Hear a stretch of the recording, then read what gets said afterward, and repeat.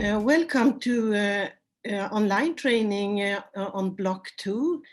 We have called this strategies to combat hidden hunger.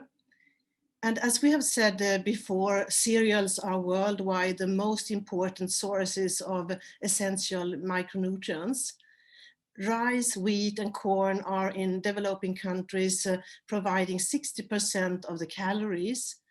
And despite of rice and wheat often are refined and thereby have lost 60 to 90% of the content of micronutrients, they are the major sources of micronutrients anyhow. Worldwide, different strategies are used to combat micronutrient deficiencies or hidden hunger.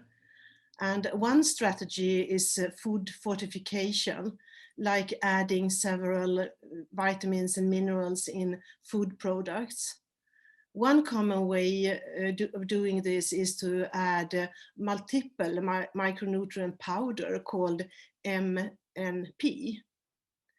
Another strategy is supplementation.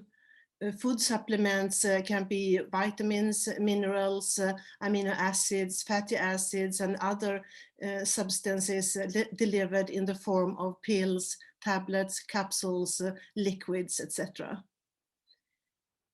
Food diversification, or to increase the different food consumed, is recommended by many agencies and organizations like WHO, and this is another strategy. Biofortification is an upcoming strategy where, for example, grains get more nutritious as the plants are growing.